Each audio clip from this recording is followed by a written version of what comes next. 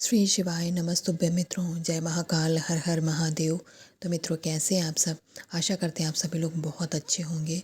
मित्रों, 22 जनवरी है आज और जो माघ महीने की गुप्त रात्रि चल रही है मित्रों, आप सभी लोग बहुत अच्छे से परिचित हैं। तो आज हम सभी लोग इस वीडियो के अंदर 2 उपायों की बात करेंगे, जो कि आज अगर आपको मौका मिले तो आप आज कर सकते हैं, अगर नहीं तो आप पूरी गुप्त नवरात्रि के दौरान इन उपायों को किसी भी दिन कर सकते हैं। कोई बाध्यता या कोई मनाही नहीं है। आज इस वीडियो के अंदर मैं पहला उपाय जो बता रही हूँ वो 11 आम के पत्ते से हमें करना है। तो आप लोगों को आम के पत्ते ले लेने हैं। इसमें से मात्र हमें 11 पत्तों की ज़रूरत पड़ेगी। आप 11 पत्ते इस डाली से तोड़ करके और उन्हें एक कच्चे सूत से या फिर जो कलावा होता है उस धागे से आपको बांध लेना है।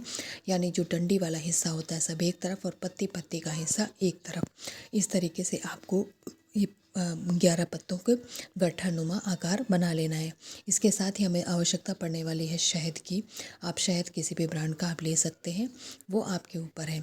शहद लेने के बाद में जो आपने पत्तों की गट्ठर जैसा बनाया हुआ होगा, सूत से बांध रखा होगा, पत्तों के एक तरफ चाहे तो आप डंडी वाले हिस्से में या फिर पत्तियों की तरफ किसी भी एक हिस्से में, पूरे पत्ते में आपको शहद नहीं लगाना।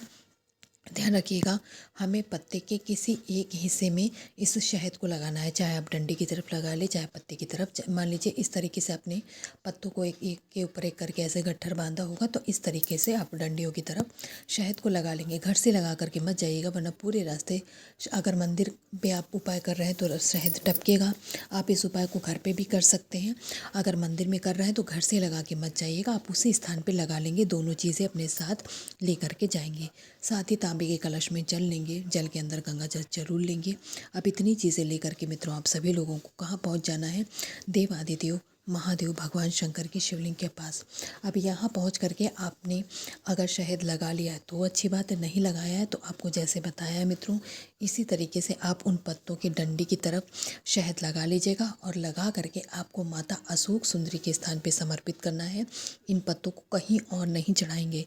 अपने घर की सुख समृद्धि शांति के लिए, आपके घर परिवार में सभी को तरक्की मिले, किसी किसी को कोई परेशानी ना हो, यानी पूरे घर की सलामती के लिए आपको इस उपाय को करना है।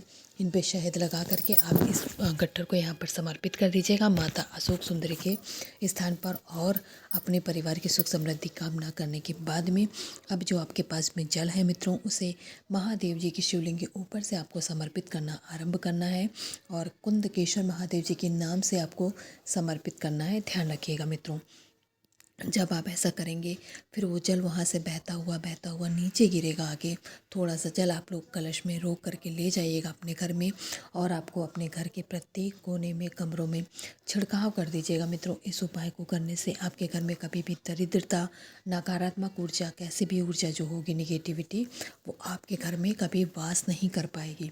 ठीक है मित्रों, बहुत ज़रूरी है इस उपाय को करना।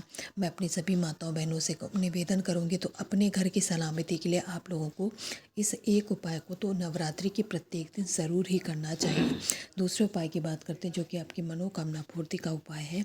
इसके लिए सामने स्क्रीन पे आपको हरी वाली दूर्वा दिख रही है। हमें लेना है मित्रों 21 दूर्वा हरी वाली गिन करके, और वाइट वाली दूर्वा का आपको बिल्कुल भी यूज़ नहीं करना है। और दूसरी जो चीज़ लेने वाली है वो है तांबे के कलश में आपको जल लेना है मित्रों। ठीक है, और जल के अंदर गंगा जल बिल्कुल डाल लीजिएगा। अब इसे लेकर के आपको जाना है का भगवान गणेश जी के स्थान पर, उनकी मूर्ति, उनकी प्रतिमा के पास जाना है। ठीक है मित्रों, यहाँ पहुँच करके आपको क्या करना है, आप सभी लोगों को पता है मित्रों कि जो विघ्नहर्ता भगवान गणेश है वो जीवन के विघ्नों को, जीवन की परेशानियों को दूर दूर करते ही हैं, हमारी इच्छा मनोकामना को भी पूर्ण करते हैं। तो आपकी कोई इच्छा मनोकामना भी है जो अभी तक अधूरी रह गई है, तो उसे आप पूरा करना चाहते तो यहाँ पर आपको, आप सभी लोग जानते हैं भगवान गणेश जी को एक दंत भी कहा जाता है। तो जिस तरफ का उनका दांत टूटा हुआ होता है उसी तरह, बल्कि उसी स्थान पर आपको ये जो 21 दूर्वा है अपनी मनोकामना कहते हुए यहाँ पर आप समर्पित कर दीजिएगा। और जल से उनको आचमन, उनके ऊपर थोड़ा सा जल का छिड़काव ज़रूर करिएगा। बचे हुए जल को जो कलश में बच जाता है उसे जा कर के तुलसा माता के गमले में या फिर और ऐसे स्थान पर चढ़ा दें जहाँ हमारा पैर ना पड़ने पाए। ऐसा करने से मित्रों भगवान गणेश जी आपकी मनोकामना जो भी होगी उसे ज़रूर पूर्ण करेंगे। तो मित्रों 2 ही उपाय मैंने बताए हैं, ज़्यादा तामझाम नहीं है। इन उपायों को ज़रूर करिएगा। महादेव जी की कृपा से और माता रानी के आशीर्वाद से आपकी मनोकामना ज़रूर पूर्ण होगी। श्री शिवाय नमस्तुभ्यं।